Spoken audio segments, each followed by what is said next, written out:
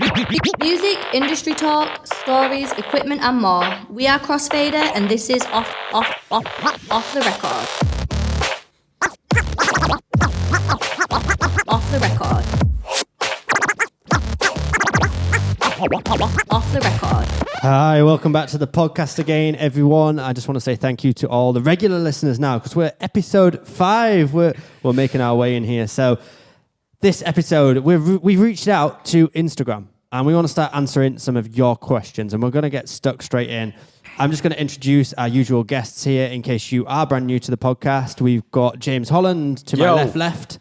We've got Lawrence James to my left. That's me. And we've got Danny James to my right. You've got to say something. He's a ghost. You know, this is a podcast, Danny.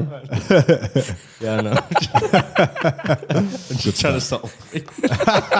Right, these lot are getting too excited in the studio today, so I'm going to have to bring them down a level. We're having fun, mate. We're having fun. Okay. So, first of all, welcome back, Holland. Yo, where have you been the last few weeks? You haven't been in the podcast. No, I've been on a yacht in Greece, as our regular listeners will have heard me rattle on about. We've definitely heard it all in the office. Yeah. if you want to hear about his time over in Greece at Yacht Week. Episode 3. You rang me and I was in the middle of DJing. Yep. So you can hear him on a yacht on the other side.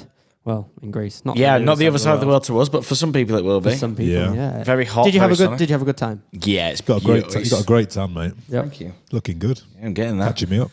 Yeah, I'm getting that. It was beautiful. It was stunning. Great gigs, great people. Time of my life. Don't want to rattle on because I'll just make everyone jealous. Yeah, no, it looked great. It was good. Thank you. Yeah, it was good. Right, so is everyone ready to answer some questions from Instagram? Do this. Okay, so first one. This is from Quentin ST. I thought he was going to say Tarantino. No, I was thinking that. He said, "What are things to keep in mind when building a set list?" And also, Luke M Music has that exact same question. So, Building a set list.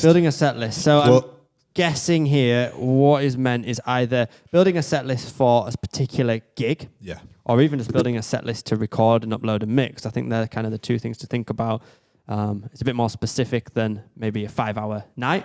Yeah. Maybe something a bit more specific than that. Anyone want to jump in? Anything that, if you're going to make a mix to upload to Mixcloud, where do you start? Yeah, it all depends on your genre or what you're doing. If you're getting ready, if you're preparing for a club, if you're preparing for a mix. If you're preparing for a club, you should have, we've covered this on the YouTube channel quite a bit extensively. You should have all your folders, or categorized genres, so R&B, hip-hop, dance, drum and bass, all categorized into your crates if you're using a laptop, or just folders if you're using a USB, etc. And that way you're not going to be, that way you're prepared for any kind of situation if you don't know what you're getting yourself into, if it's like a commercial bar or something like that. If you're planning for a mix, it's a little bit easier. You're not going to have as much to prepare. You can plan mixing by key or mixing by artist, depending on what kind of mix you're doing. So you don't need to be as prepared because you can just kind of do it on the fly. Yeah. Most of the best mixes come just like off the top. You can even subcategorize those crates as well. Something that I used to do a lot is I'd have a night, a folder for a specific event, but then just to be prepared, I would then have like subcategories in there to be like warm-up R&B, main, peak R&B, whatever, or even just warm-up house. And, you think about your night in that way as well. If you're narrowing it down just to a set, I always think about as well, what are the big hitters at the moment? What are those tracks that are going to get a reaction? Bangers, yeah. And got to have a floor fillers. Yeah, exactly. Great, for sure. What about other two? What about Danny and Holland? I think if you're doing it for a club, what I always find, or not even just a club, so say for example, like when I did the Leeds Fest playlist, I knew full well that I didn't see it as a limitation of what I was going to play. I was just using it as almost like a shortcut. These are my certified bangers. I know I'm going to play these, but I might need extra tunes. Yeah. So what I did do in there was I kind of created my hour. But then if you looked at the playlist, there's about 2 hours worth of music in there because I also covered different eventualities. So I thought, this is a certified banger. I'm definitely playing this song. Yeah. But then I almost imagined the crowd going one of two ways.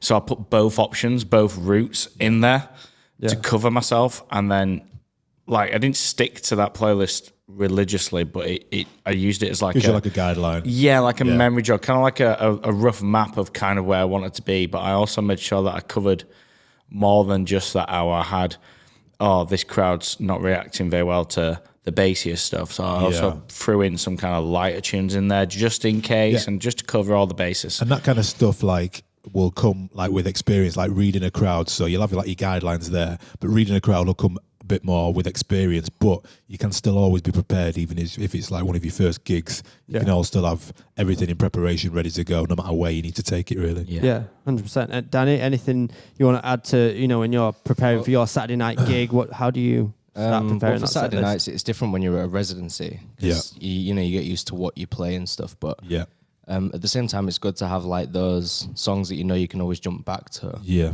So I usually have like a crate that's just like those songs that I know will work. Yeah. And then kind of work on that. Yeah. I mean, something, if we're going to narrow it down even more, just to say if you're making an hour's mix or you're playing for an hour for like a headline set, you're a guest DJ at a club. Something that one tip that I always kind of went back to is I was quite a mashup DJ, but I didn't just want to play the most current music. I wanted to introduce other pieces of music in there that maybe the crowd didn't know as well. Yeah. So I always used to sandwich stuff and have like a vocal track and then an instrumental track, and I'd do some sort of creative mixing to layer in a bit of vocal with an instrumental, look at what mixes in key as well. Yeah, and then it means you've got this buffer where you can swap out the vocal track with another vocal, and the instrumental kind of ties that together. Yeah. And the instrumental maybe remixes the current song that everyone knows, but you're doing it in a way that they've never heard before. Yeah, so again, it all comes to preparation as well. So Yeah. you can try out loads of different things in your bedroom or at home, wherever you practice. See what works, see what doesn't, and then organize them in folder. If you're putting an a cappella of an instrumental that sounds really sick, put them together in a folder and call it creative mixing or whatever. Yeah. I used to always, as well, when I was doing extended mixes to upload to SoundCloud or Mixcloud, I used to think if it was, say, like house music, I didn't want to always start the mix with it absolutely, pumping away. I thought about the level of energy as well. So if someone is going to listen to, an hour or even longer of a mix, then they want to kind of be taken on a journey as well. Yeah. So think about the energy level in music too. And I think that can, I think are they the main tips, would you say? Yeah, definitely. Okay, so let's have a look at the next question. Keep them coming, let's go. Yeah, I just need to get the iPad unlocked. Go do it for the gram. There we go. Okay, this is an interesting one. Marks_LG says, what advice do you have for DJs wanting to transition from digital DJing to vinyl DJing? Ooh. Is it a good move or a bad one? And back to front. IT Boy 1 has the same question again. I've just done this myself. Yeah? My latest purchase was a set of 1210s. Yeah. Just get ready for thinking you know it all and having to really go back to the basics. No sync button, mate. Not just that, the beat matching, it's not just the beat matching. So you soon realise why you don't see them as much anymore, but back when I first started DJing digitally, I'd download like 12-inch versions of songs. I'd be like, why are these so ridiculously long intros and outros? Yeah, now you know. This is why. Yeah. And it's so difficult. I don't think the art of beat matching is like the be all and end all, because the art of phrasing it properly. Yeah. Like being able to not only set your track off in time and then count on beat, like you normally, like if it starts to run away from you, you usually on a CDJ I go, I'll just hit the cue button and go back and restart myself. Once you're in, you're in. You're in. Exactly. Yeah, you've got to find your way out, and there's different ways of beat matching. You can use your pitch fader or you can use your platters, and I just think it takes you back, but I think it's one of the best things I ever did. I genuinely believe my DJing's got 20 times better since I started appreciating the vinyl. Yeah, 100%. because you got to be wary of cost as well. It's quite a pricey thing to get into because if you're downloading music from a DJ pool or mailing lists, it's going to be substantially cheaper when your average kind of record will be about £7 now. I've not bought one for a while, maybe £10. Yeah, you can't burn a CD. You can't burn a CD and just put it on a turntable. Time consuming. You're going to have to go to record stores, look for all the records, and look, it's a great experience. Like I'm definitely for like doing that. I think you should know a little bit about the history, even if you don't have to go out and buy thousands of vinyl. What you got to think though is like things like the techno scene and the house scene. Danny, you probably know this. Is that a lot of artists are trying to be quite Push back exclusive onto and just release things just on vinyl and not digitally to add some more exclusivity to it or to take it back to how it used to be. I know that is a very popular thing in that scene, and I know a lot of those DJs. That's one of the reasons why people will be transitioning maybe from digital to analog or to vinyl. Have you bought many records recently? Loads. I mean, a lot of the time I still buy a lot of records, but it's like a lot of the releases that I get anyway are on vinyl. But the good thing about it now is, 9 times out of 10, if you buy a vinyl now, you get a code inside. So you get the actual download as well. Yeah. So you've got the option of both. I remember I bought one of those USB to vinyl to USB portals. So you put the vinyl on, it records it. Yeah, records it. Yeah, it's like Behringer's. It's a little turntable. You can you plug it into your laptop and it records the vinyl. Yeah. So if you've got some old ones, well, even if you've got any modern DJ hardware, anything, any mixer, you can record whether it USB, you can record it into input. it. Yeah, you can do that. Might do a video on how to set that up. Actually, it's quite a cool little thing. But I would definitely do it though, because the more you know about like the history and things like that, and learning to mix on vinyl is just. I tell you what, it does. An art form, really. What it really does teach you. Two things that I noticed myself. One was how fast my beat matching became after learning to be super accurate with my own ears. So like now I could always beat match. That was not the problem, but now I'm a lot faster than I ever was before. Now I'm just like, oh, that's out. Grab it fast. I don't have to glance at my screen. I don't have to glance at the it becomes a natural reaction. You're just like, catch that. Yeah. And the other thing is how more gentle I am with my hands on equipment. Yeah. Because if you grab hold of a vinyl in the way that I see some DJs grab hold of a platter or the cue button, your needle's going to jump from here to Africa and back. So you've got to be a lot more gentle. And I think you find when you look at the older generation of DJs who came through vinyl, the way they respect the equipment is really nice, and compared to these, I don't want to say these kids because that sounds condescending. but I've had my Technics 12 since I first ever started DJing, so they're like maybe 13, 14 years old, and they look like you just bought them out of a store, literally. Because the one thing I'll say, anyone that is thinking about doing this, one of the biggest tips you could do is you can hide the waveforms on your digital software. So get rid of them. If you don't know how to put it into library view, literally just bring the laptop screen down a bit every time you load a song. Spacebar on Serato, that gets rid of them and straight on away. Rekordbox, I think that is gets it? rid of Just spacebar. Then there you go. And then another thing to do is to use the platter or the jog wheel to cue a track in. So stop using the cue button. Stop using the play button. Just hit play, grab the top of the jog wheel, scroll it back, and get used to manually cueing the song up using the jog wheel. Relative mode. Yeah. Put it on absolute mode. Absolute. If you're a DVS DJ that uses absolute mode, ABS mode, and that's on Serato and on Rekordbox it's the same. So there are just a few tips just to help. But if you can afford it, go and do it. Do it. You learn to appreciate the music much more as well. Like I found when buying vinyl, it's like it's a physical thing, and you look after it so much more. Yeah, you do. So much nicer. You do. And if you want to see some vinyl mixes. You've both done a few. You've done I've done one. I've done one. On our YouTube channel, there's some vinyl only mixes. I just have Toto Africa picture discs at home. So that's all you've got. Like Toto into Toto into Toto into Toto. Would be very good. I need a hip hop one. I know. I need to do one. I'll do one. And go buy the new Mark Scratch mixer, because by far the best value for money you'll ever buy vinyl related. Period. Yes. I mean, that's a good point as well. Is if you do go to play on vinyl, don't think that you're never going to be able to play digital again, because if you've come from a controller to then go into vinyl, you can then look at DVS, and that means you can do the best of both worlds, and you can plug in something like Serato or Rekordbox, mix digital files on turntables, but also mix real vinyl. Yeah, definitely. Do it. Just do it. Next question. Let's go. Next question. Thomas Lyons 1. Any bad mistakes made in sets and how you've recovered? Well, you can take this one. You just had one.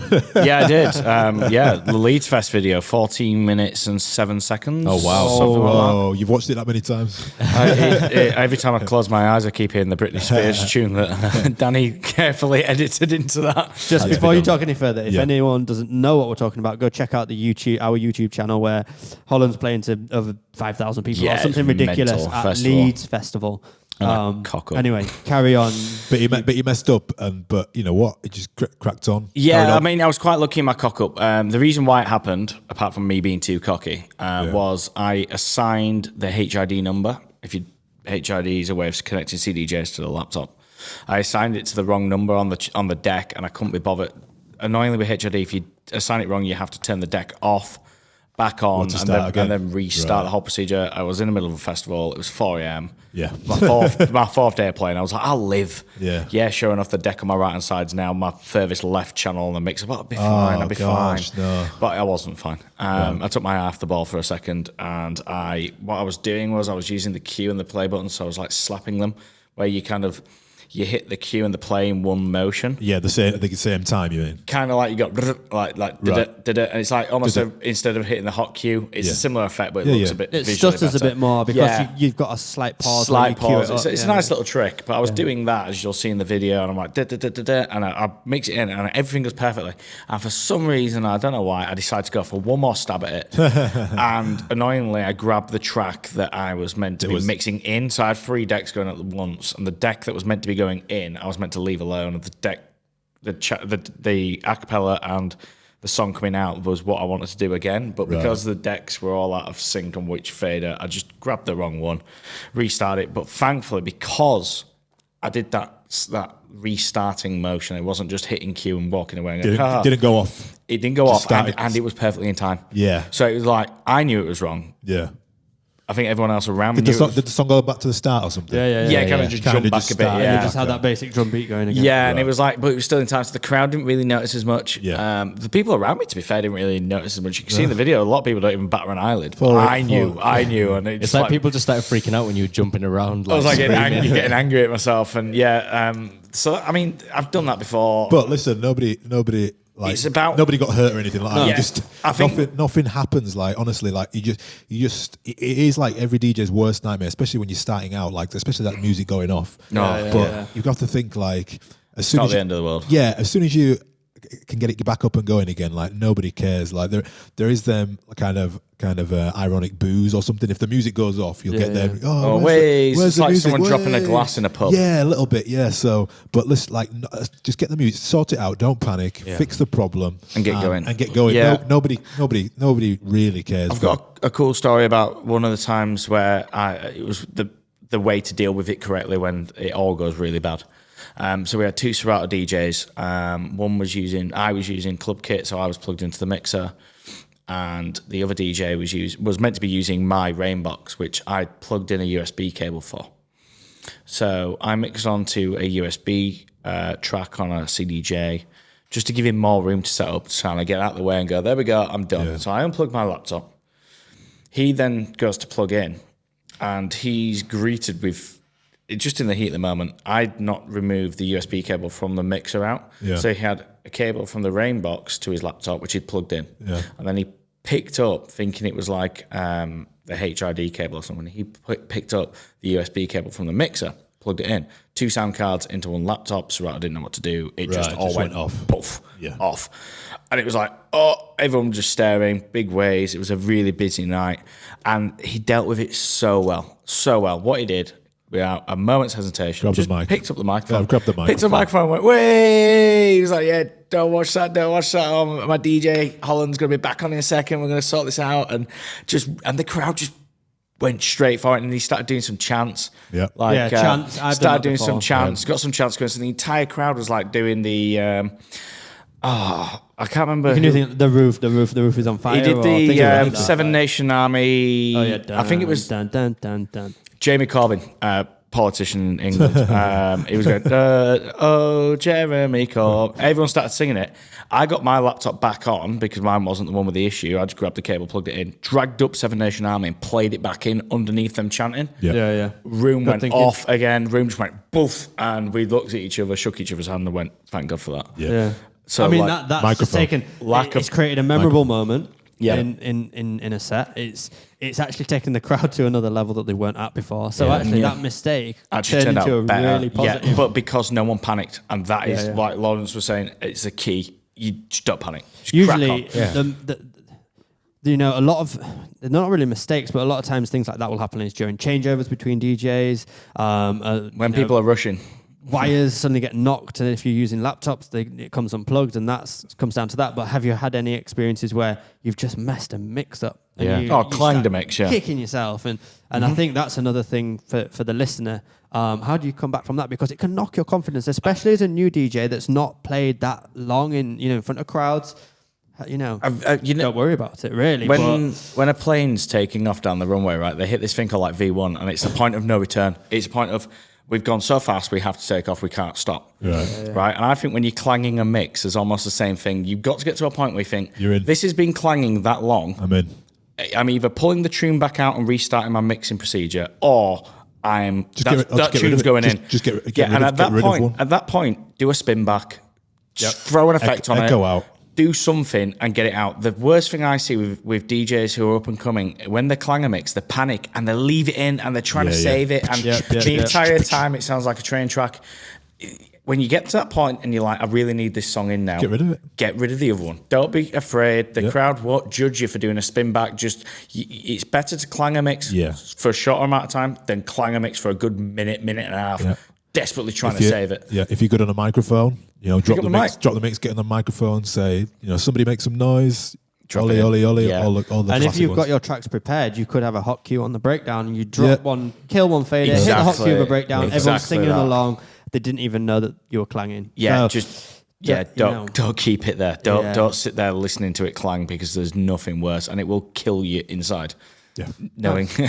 Okay, shall we move on to another question? Let's go. Okay, Danny, Dr. DJ Who says, what is the best way to get better at music production? Now, I know you're one of the producers in the office here, absolutely addicted to producing. So what have you done in the last few months to improve your skills?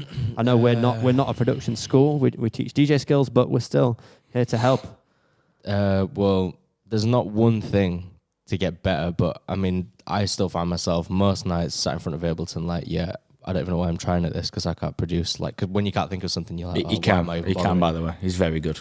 I just think, why am I bothering? But then you'll come up with something that's like, There's always a little spark of inspiration somewhere. Yeah, sometimes it just happens, and you're like, I'm so glad I stuck to this. But in terms of getting better, I'd just say watch a load of, just like learn different things. Yeah. Well, so like, I'd say seek out inspiration as well. Like, don't let it come to you. I mean, if you're sat there and you're trying to think of an idea and you can't, think of some of the people that you admire, like if you're a producer, like your people who produce. If you're a DJ, watch some DJ sets. And then definitely. something you'll see something, you go, oh wow, and then that'll start off the creative process and just crack on with it. I watch a lot of things like Against the Clock, which is like Fact TV. Yeah. That's like, you'll see these producers, like how they'll make a song from scratch, and they'll start with a couple of samples, things like that, like quite inspirational, and you get a few ideas.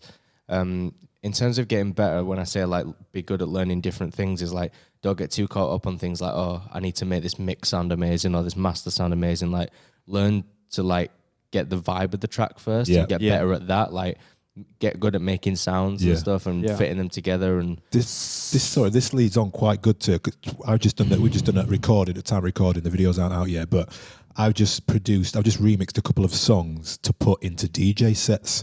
So they're going to be going out on our YouTube and across all the platforms. So I remix. There's a song by Salado, and there's a Post Malone remix. So what I've done is I use Logic. So I've remixed the songs in Logic.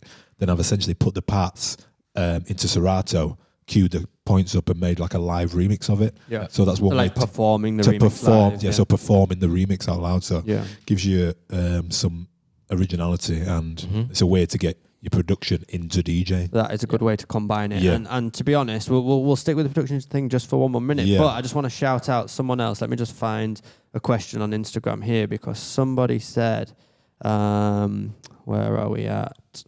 Somebody was saying that they're a DJ and they're also a producer, and they've been doing it for a while, and what kind of content should they be putting out on YouTube to push both sides of it? So I think that's a really good point. Like what you've been doing, I can't find the exact person now to shout them out. So I really want to find them.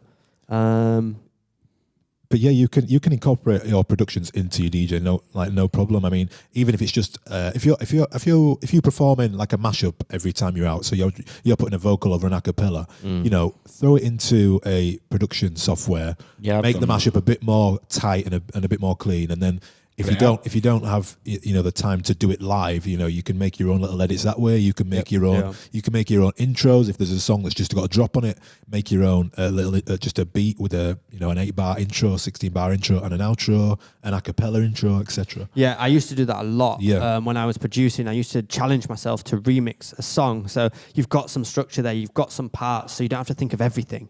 And it's how you can take those parts and do something new with it, and then it means you're half there with the production, and it allows you to focus on certain elements, like how do I create really interesting drums in this remix, or how do I create a really cool bass line in this next remix, and it allows you to just focus in a bit more rather than think I've got to make a whole song. Okay, I'm lost. I don't know where to start. I don't know where to end. That's something I found. So I've just found the comment now. I've just got to shout him out. Ayadichiahash. But you found it. Yeah, I'm not sure how to pronounce that handle. But anyway, considering that I'm quite new to social media as a beginner DJ, I'm thinking of uploading some mixes and mashups to YouTube. Practicing for almost 2 years now, and I have no idea what kind of content I should be uploading. How long? All suggestions are welcome. Side note, I'm also a producer. How can I grow both simultaneously? Yeah, you're overthinking it. You're just overthinking it. The problem is with people who struggle to put out content with social media is they're always second guessing themselves, and they're always thinking about like a negative outcome without putting it out. The key to being successful on social media is just consistency. Now, if you start putting out mixes now online, 100% guarantee that in a year, if you can do it, they're going to be better, and you're going to look back on these ones now and be like, wow, they're not that good. They might be rubbish, but you've got to start somewhere. You're not going to put one out and it's going to like change the world. No. Yeah. It's about a progression. So you have to put yourself out there. Don't overthink it. Just if you find it cool, then put it out there, and eventually some people will find it cool, and then the people that do like it, then you'll start to build a fan base, and then you'll understand like who you are, and start appealing to your kind of fan base more. I think that's a good shout. So let's go with one more question and we'll segment off. So we've got Daniel Freer, and this is more just an open question, I think, which I'd be quite interesting to hear everyone's thoughts on. As a headliner, if you're a headliner, how would you deal with an opener playing some of your top tracks? I've seen this happen to R.L. Grime at a recent show, and the diehard fans are pissed. I've seen it happen. How would a headliner deal with this? Thanks for the great content. I've seen it happen to people. I remember, I think it was like 2 years ago, Flavor D. I don't know if anyone. Well, I know you guys Flavor know D, her, but Flavor D, garage bass. Yeah, DJ. she's a garage bass DJ Amazing from DJ. the UK. She's really good. And she put a video up, and she was playing in this club, and basically the warm-up acts was playing her biggest song at the time. So she did like an Instagram poll saying, "What should I do? Leave the club or?"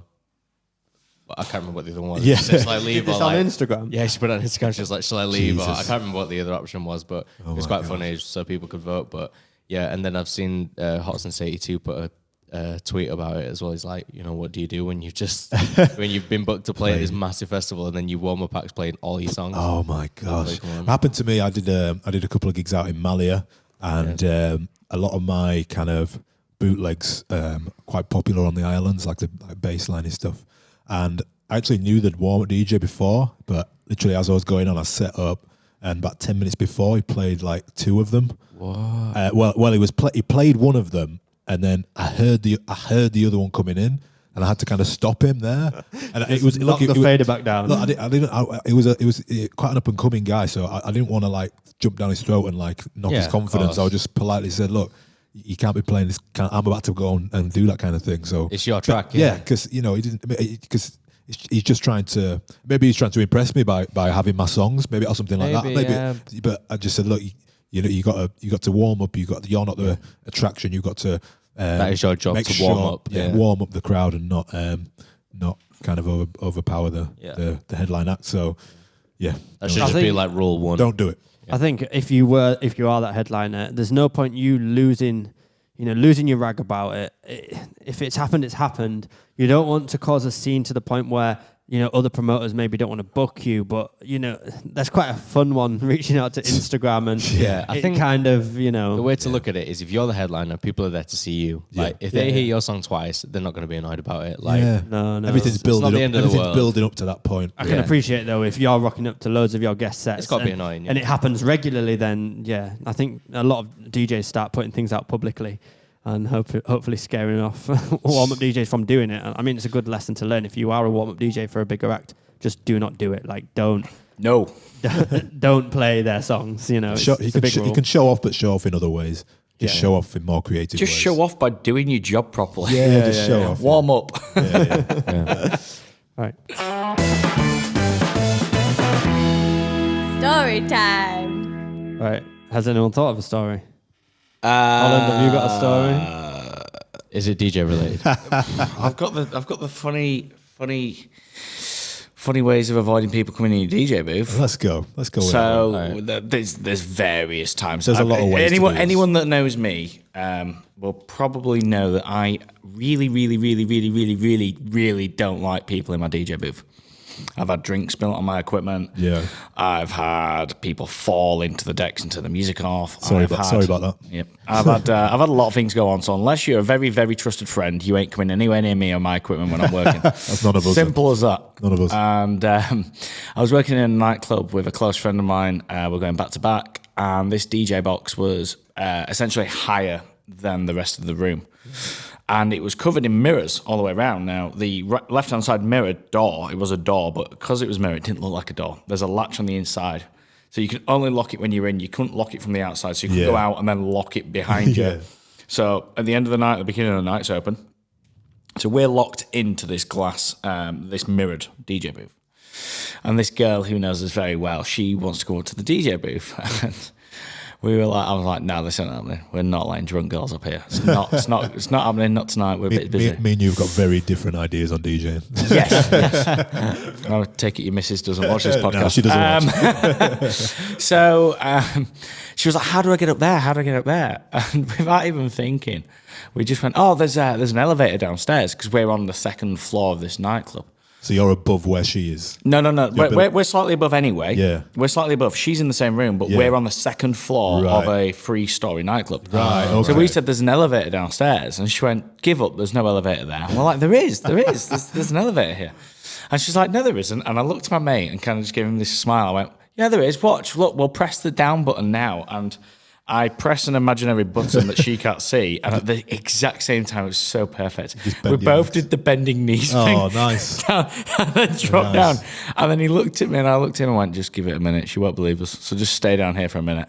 So we just stayed on our knees for a little while, just like, then we kind of popped our heads back up, both like in the, like raising our knees back up, like we're raising back up. Looked around, she's not there, but like, that's worked then.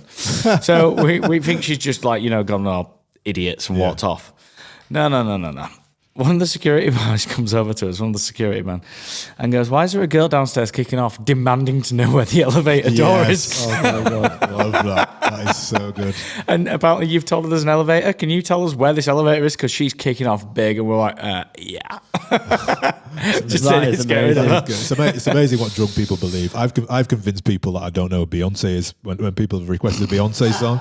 I've just gone, honestly, I've no idea who that is. I know who Jay-Z is, but I have no idea who you're talking about. Have you seen the viral video of the girl asking for 4 sambucas at the DJ booth? Yeah. That was in very good mate of mine, Manchester. James Hollingworth. Yeah. It was at Factory Manchester where I played last night, and I used to DJ that room. So I used to have that. He was the one who thought, I'll film this. But that used to happen to every single DJ every single bloody night. Yeah, can I get a sambuca, please? Can I have a vodka coke, please, and throw a tenner at me? I'll just put the tenner in my back pocket That's and play always you a the song, worst mate. when you'd be in a booth that was like next to the bar. Like, horrible. There's so many like nightclubs that are like that. Yeah. There's times where I've been DJing and it's like a very obvious DJ booth. And Constantly they still get come to up. the bar. They It's still like come up. almost like they've got to go climb up a stage to get to you, and it's like, Are they winding me up, or is this genuine? There's a great one. Have you seen the one where Calvin Harris gets the girl removed from the club? So this girl's at Vegas, one of his residency, and she's at the front, and she's giving him a load of rubbish. So he just turns the music on. And he's like, "What? What do you want? What do you want?" She goes, "This is just chart music. Play something original." He goes, "You're at a Calvin Harris show, listening to Calvin Harris songs. It's as original as it gets." and he just gets the security to get her out of there. Oh my god! Could you imagine? Yeah, if you're a drunk person, don't be that guy. Don't be that guy. Right. Before we move on with the podcast, anyone watching, we're losing Holland out of the frame. Let's get him back into the picture a little bit. I'll tell you what, I'm getting too excited. So this podcast goes out on all the major platforms. We've got it on obviously Apple Podcasts, Spotify, Google, all those things. But it's also on YouTube. So if you want to watch us throughout it for any reason, I don't know why, but yeah, if you did want to watch us, then that's why Holland's suddenly disappearing to the other side of the studio. I was getting giddy with the story. Yeah, no, I was just sorry guys. too excited. I don't normally do story time. Right, I'm going to jump straight back into the questions. We've got a few more to cover. So, Thobalinda on Instagram. I'm 52 years old and started playing around with music pretty late in life. Love that. I've always dreamed of DJing. What should we that begin later in life focus on? Also, music library best practices. I get that you should know your music, but as a mobile DJ, you're supposed to have bigger collections. How do you think about that? And best of luck with the podcast. So. I'll tell you what, a great bit of advice I have for open format DJs in any walk of life, not just mobile DJs. I mean this in if you are a guy who plays across the board, or girl, listening to requests, we're so quick to dismiss requests, but some of my best songs and best moments have come from going home. When they request, if I don't know it, what I usually do is get my phone, grab the camera, take a picture of their phone, because I usually type it out with being in a loud environment. I'll go home and I will listen to it. The best thing is when you get when you're in the middle of a set and you're just kind of thinking about the next song, and somebody comes and requests a song that you wasn't even thinking about, and you're like, bang up, and then you're like, wow, and then all of a sudden your whole mind opens up to a different kind of way you was going to go with it. Somebody will say something. You'll be playing a hip hop set and somebody will say like a Motown song, and all of a sudden you're whipping out the Stevie Wonder and all this kind of stuff. That's the best kind of thing. I think requests are really key for that's a good growing libraries and knowing what your crowd wants. So if you, for example, you've got an 18-year-old birthday party coming up to you and requesting a certain song, there's a good chance that the majority of 18-year-olds you play to next week will kind of know the same song. Yeah, and if you're starting at 52, you'll already have a great kind of knowledge of music. Yeah. Going back to old school, and we were talking last week about streaming services. Yeah. So maybe that's one way to go. Maybe sign up to a streaming service through one of your platforms and get access to all the old school songs and things like that. A lot of DJ pools will have. So you don't have to build your whole collection from the ground up. And if you're playing a lot of weddings, you can take a lot of requests then as well. Yeah. I think as well... Listen back to last week's streaming starting podcast. Later in life at 52 years old, one thing I'd say is go with what you're passionate about. You don't want to spend loads of time trying to get gigs, playing a load of gigs that you don't really enjoy doing. Think about it. This is something you really want to enjoy doing. So look at your, we do it at all ages, but look at your circle, look at the people who you're friends with. Offer to play just parties on a weekend. Say, you know what?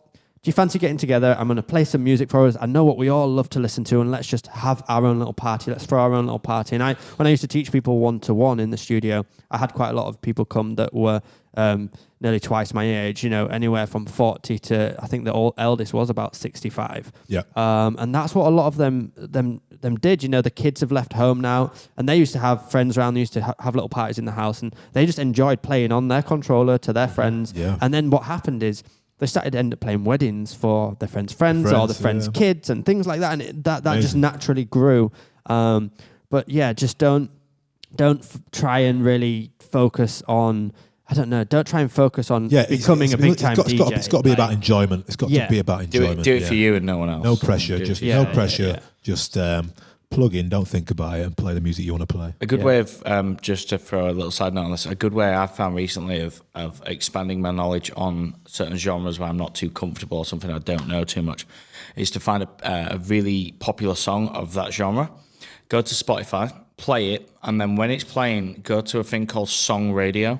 Right. And Spotify automatically creates a playlist based on other people's listening habits of that song. Yeah, that's a good idea. And honestly, it leads you down a rabbit hole of just new music and just like, wow. Some of it you can just be like, I've listened to that, it's not very good. And then you'll go, wow, that's a banger. Wow, that's good. That's brilliant. Good tip. Another tip as well, this just because it's firing things in my brain as well. What I used to do with some of the students that were a bit older, I used to say, well, what are some of your favourite music from your pastimes from growing up? What are the things the tracks that you love? And I used to say, let's get creative with them. So we took a track that back then you would never really think to DJ with, or you didn't have the tools to really get creative with it. But you could take an old track, loop sections of it, and then layer in new electronic music underneath it. And suddenly that provides a lot of creativity. It's very fun to do, and it allows you to combine maybe older music that you grew up with newer music that you're listening to now, and that then is maybe relevant if you're playing a wedding. You're catering to an older crowd, but you're mixing it with tracks that also cater to a younger crowd because you've got such a wide range of people at that event. And that's something I used to like doing with the students as well. Right, next question. So we've got 2 or 3 here. Let's go for LACOBVLAD.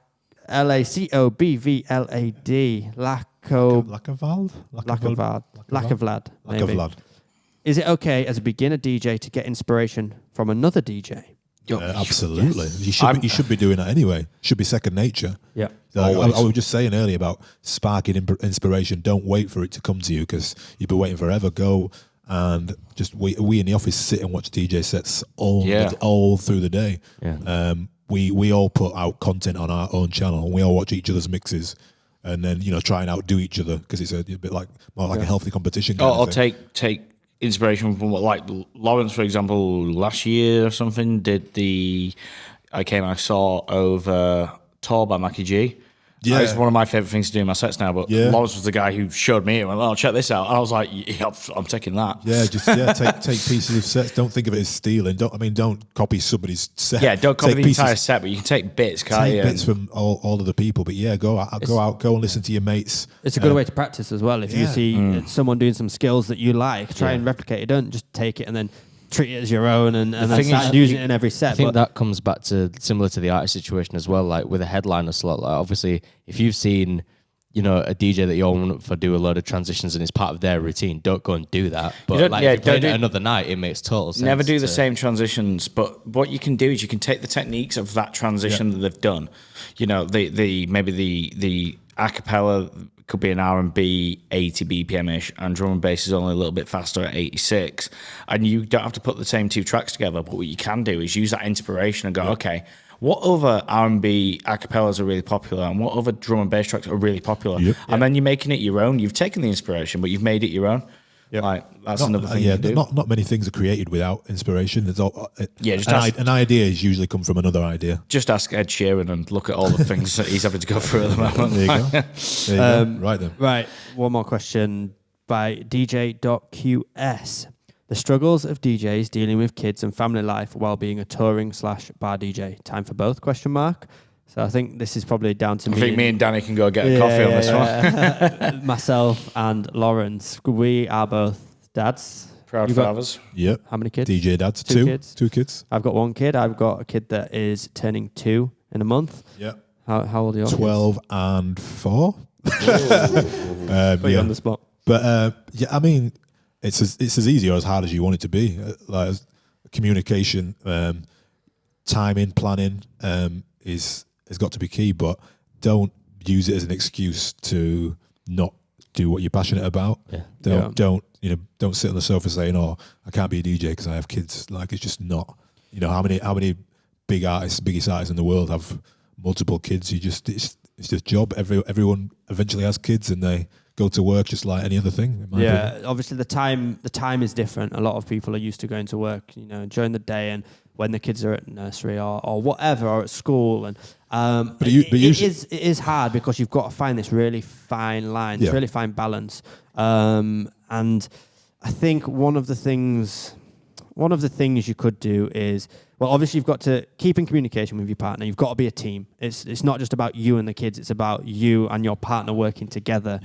To create an environment that you're present for kids, but you're also present and can work as well. Yeah. And I think it's just keeping that communication going. I don't think there's a golden rule to it. Not Or there's really, a no. secret hack. I think it's one of those things that It can work well if you're working at night time, your partner's working in the daytime. Works out pretty well. can Be beneficial. So if you're not working in the daytime and you are just a full-time DJ at night, then you can think, well, this is great. I can look after the kid. I can do so much with them while they're awake. I can. They don't have to go to if they're young. They don't have to go to nursery every day of the week. And you could take some of those days. And I've taken my kids to some gigs. There you go. Yeah. Some festivals and things like that. So Get them involved in what you're doing. Get them involved. If you've got some equipment set up at home, make it part of your routine with them, and get them involved in that. Yeah, where is my DDJ 400? I keep taking different pieces of equipment home for my nearly 2-year-old to just go to town on. have a jam on. He's better than me on them as well. Yeah, So it's just really upsetting. I got a bit good. nervous when I took the Pioneer Lone Unit home. Don't tell But I them didn't do it on purpose. It was after a gig, and I had to take it into the house because I didn't want to leave it in the car. And I woke up the next morning, and he knows what DJ equipment is. He's absolutely obsessed with it. And I woke up the next morning, and my partner had to get it out the box. It was on the floor, and he was just, Daddy DJ, and he wanted me to plug it all in. And it just caused the whole thing. And I was just panicking a little bit, like, I've got to send this back to Pioneer very soon. But luckily, it was okay. He's Pioneer are finding Farley's rusks at the bottom of her. pretty respectful. So, okay, let's leave it at that. I hope everyone that's asked the questions listens back to the podcast and enjoys the answers and maybe gets some value out of them. And I hope everyone that is listening as well and following this podcast also has got some value out of those answers. So thanks all of you guys for joining the podcast. Yeah, we'll catch you in another one. See you soon. Nice one. Take it easy.